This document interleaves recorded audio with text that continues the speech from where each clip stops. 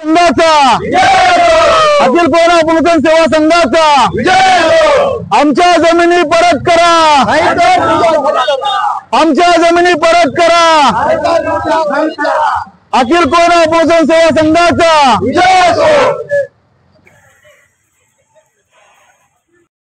आंदोलन आहे। अखिल कोयना पुनर्वसन सेवा संघाचं पूर्ण महाराष्ट्र राज्याचं आंदोलन आहे। प्रत्येक तालुक्यामध्ये आंदोलन चालू आहे। आज खालापूर, पेण, रोहा, माणगाव, ठाणे जिल्ह्यामध्ये जेवढे तालुके आहेत त्या प्रत्येक तालुक्यामध्ये प्रत्येक तहसीलवरती आज निदर्शनाचं आंदोलन आहे। याचा बेसिक असा आहे की हे आजचं आंदोलन झाल्यानंतर पुन्हा आम्ही 2 तारखेला कोकण 2 वरून मंत्रालयाकडे कूच करणार आहे, जेणेकरून आमच्या मागण्या पूर्णपणे मंत्रालयाच्या समोर आम्ही मांडू शकू आणि भर पावसामध्ये कोयना प्रकल्पग्रस्त पूर्णपणे स्वतःच्या मागण्या घेऊन अखिल 60 वर्षापासूनच्या प्रलंबित असणाऱ्या मागण्या घेऊन पूर्णपणे आगेकूच करणार आहेत आणि आपल्या मागण्या मान्य करून घ्यायचा प्रयत्न करणार आहे। आज तहसील कार्यालयावरती आपण आंदोलन करण्यासाठी निघालेला आहात, परंतु त्या ठिकाणी तहसील कार्यालयामध्ये जाऊन तहसीलदारांना भेटून आपण चर्चा करणार आहात का निवेदन देणार आहात? आज परवा आम्ही जेव्हा त्यांना भेटलो 2 दिवसापूर्वी तेव्हा त्यांना आम्ही अगोदर निवेदन दिलेलं आहे। तरी पण आज आम्ही मोर्चा स्वरूपात आमचे सगळे प्रकल्पस्थ आलेले आहेत, तर आम्ही त्यांना भेटून त्यांना निवेदनही देणार आहे आणि त्यांची चर्चा करण्याचा प्रयत्नही करणार आहे। पण आमचा ऑलरेडी मीटिंग होणारच आहे। चर्चेला यश मिळालं नाही तर 2 तारखेला आमचा लॉंग मार्च कोकण 2 वरून मंत्रालयावर होणारच आहे आणि तो भव्य स्वरूपाचा लॉंग मार्च असणार आहे। पूर्ण महाराष्ट्रातले कोयना प्रकल्पस्थ त्या मोर्चाला सामील होणार आहे। अखिल कोयना पुनर्वसन सेवा संघाचा, अखिल कोयना पुनर्वसन सेवा संघाचा। तर काय सांगाल, कशा संदर्भात हा आंदोलन निघालेला आहे तहसील कार्यालयावरती? कोयना प्रकल्पग्रस्त म्हणजे जलविद्युत प्रकल्पामुळे सातारा जिल्ह्यातून पाटण तालुक्यातून आमचे 105 गावं शासनाने आम्हाला त्या प्रकल्पामुळे वेगवेगळ्या ठिकाणी विस्थापित केलं। व त्यात पालघर जिल्हा, ठाणे जिल्हा, रायगड जिल्हा, रत्नागिरी, सातारा, सोलापूर अशा विविध ठिकाणी त्यांनी केल्यानंतर तेव्हा काही पुनर्वसनाचा कायदा नव्हता आणि कोणी तेव्हा आंदोलन किंवा शिक्षित लोक नसल्यामुळे आमची लोक तयार झाली। अनेक पद्धतीने एवढा 300-400 किलोमीटर लोक आमची आलीत, पण नाम मात्र थोडासा काहीतरी त्यांनी लाभ दिला आणि आमच्या तिथे असलेल्या जमिनी ज्याचा शासनाच्या कोणत्याही कामासाठी उपयोग होत नाही अशा ज्या जमिनी आहेत त्याचा मोबदला त्यांनी दिला नाही आणि त्याचा मोबदला आम्हाला द्यावा, त्या जमिनीच्या प्रती जमीन आम्हाला मिळावी अशा पद्धतीची आमची पहिली मागणी आहे। 60-65 वर्षामध्ये जेव्हा एक प्रमुख खातेदार होता, मग आजोबा असतील, नंतर त्याला असलेली 5 मुलं असतील, अशा लोकांना पोट खातेदार नमूद करून त्यांना त्याचे लाभ मिळावेत।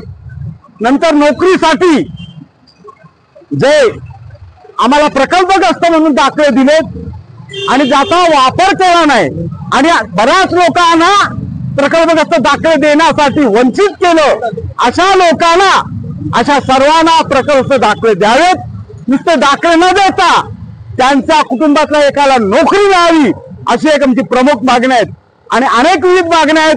त्यासाठी आम्ही वेगळ्या पद्धतीने त्या लेवलला बोलू, पण आदरणीय मुख्यमंत्री साहेब यांनी 18 ऑक्टोबर 2023 ला सह्याद्री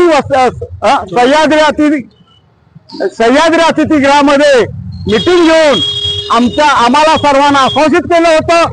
या मागण्या आम्ही त्वरित मान्य करतो। कोणत्याही मागणीला आतापर्यंत हात लागला नाही आणि त्यांची मानसिकता नाही, म्हणून आम्ही एवढ्या 300-400 किलोमीटर आलेल्या विविध ठिकाणी वेगवेगळ्या ठिकाणी आणि आम्ही विस्थापित झालेली लोक आहेत ना, जास्तीत जास्त राजकारणामध्ये जास्त आम्ही सरपंच होऊ शकतो त्यापेक्षा मोठं, कारण प्रत्येक एरियामध्ये एखादं गाव आहे। आपल्या तालुक्यात 3 गाव आहेत, मग ते घोट कॅम्प असो, धारणा कॅम्प असो, ओवा कॅम्प असो, असे 3 गाव आहेत। म्हणून आम्हाला राजकीय दृष्ट्या सुद्धा आम्हाला पाठबळ मिळत नाही आणि हे मिळवण्यासाठी आमच्या जमिनीचा हक्क, आमच्या गेलेल्या जमिनी ज्या ठेवल्या आहेत, ज्याचा मोबदला आम्ही घेतला नाही, त्या जमिनीचा आम्हाला मोबदला नव्हे तर त्या जमिनीच्या बदली जमीन मिळावी ही आमची प्रमुख मागणी आहे। जे पोट खातेदार आहेत त्यांचा एक व्याख्या करून त्याला पोट खातेदार म्हणून द्या आणि त्याचे लाभ त्यांना मिळावेत अशी दुसरी मागणी आहे. आणि प्रकल्पग्रस्त दाखले ज्यांना आजपर्यंत दिले नाहीत त्यांना दाखले देऊन त्या कुटुंबातील प्रत्येकाला नोकरी शासन दरबार मिळावी अशा प्रमुख 3 मागण्या आम्ही घेऊन इथं आलोय. आणि हे आंदोलन जे आज आपण करतोय हे आंदोलन मला वाटतं आमच्या जवळपास 32 ठिकाणी 32 तालुक्याच्या ठिकाणी हे आंदोलन सुरू आहे आणि ह्याच वेळेस आहे. आणि ह्या आंदोलनाचं स्वरूप भविष्यात 2 तारखेला लॉंग मार्च करून 2 तारखेला लॉंग मार्च करून आम्ही ते करणार आहोत. साधारण आमच्या 3 गावातले 400-500 लोक असतील, रायगड जिल्ह्यातले 1,500 लोक असतील, ठाणे जिल्ह्यातले 1000 लोक असतील, पालघर जिल्ह्यातले 500 लोक असतील, असे 3 ते 4,000 लोकांचं लॉंग मार्च करण्याचा आम्ही निश्चय केलाय. शासनाने जो आज आम्ही तहसील कचेरीत तहसीलदारांना जे निवेदन शासनासाठी देणार आहोत त्या निवेदनाचा अतिशय चांगल्या पद्धतीने अवलोकन करून शासन दरबारी त्याला पाठवावा, मुख्यमंत्री साहेबांच्या निदर्शनास आणावं यासाठी आम्ही आलोय. जेणेकरून गेले 65 वर्ष आम्ही ज्या पद्धतीने एका बाजूला वंचित होऊन आणि आम्ही जे हालापेष्टा स्थापन केल्या सण केल्यात त्याला न्याय या सरकारने द्यावं आणि तो न्याय त्याने मिळावा. आम्हाला एक अभिमानाची गोष्ट असं आहे की आम्ही जे कोयना प्रकल्पग्रस्त आहोत त्या कोयना प्रकल्पग्रस्ताचे आमचे शिंदे साहेब आहेत ते आमच्या परिसरातच आहेत त्याची त्यांनी स्वतः जाण ठेवावी आणि हे आंदोलन करायला आम्हाला रस्त्यावर किंवा लॉंग मार्च करण्याची वेळ त्यांनी खरी येऊन नाही द्यायला पाहिजे. परंतु त्यांनी आम्ही जे विनंती करतोय त्याची ह्या सूचनेची त्यांनी निश्चितच धरून घ्यावी आणि आमच्या मागण्या पूर्ण कराव्यात अशी मी मागणी आमच्या सर्वांच्या वतीने करतो. अखिल कोयनापूर सेवा संघाच्या वतीने करतो. ही संघटना गेले 60 वर्षापूर्वी बांधण्यामध्ये ज्यांचं तर ते साळवी साहेब असोत, राजाभाऊ कदम असोत, शिवाजीराव कदम असोत, JR कदम असोत, मोरे साहेब असोत, आमचे भोसले साहेब ज्यांचा फोटो आहे त्यांनी अतिशय चांगल्या पद्धतीने पूर्ण संसार काळ घातला तरी सुद्धा त्यांना पूर्ण काय मागण्या आमच्या करता आल्या नाहीत. आम्ही यशस्वी झालो नाही आणि त्या सर्व मागण्या आमच्या ज्या प्रलंबित आहेत त्या निश्चितच या 8 दिवसात त्या शासनाने पूर्ण कराव्यात अशी आमची सर्वांची मागणी आहे आणि यासाठीच हे आमचं आंदोलन आहे. जय हिंद, जय महाराष्ट्र.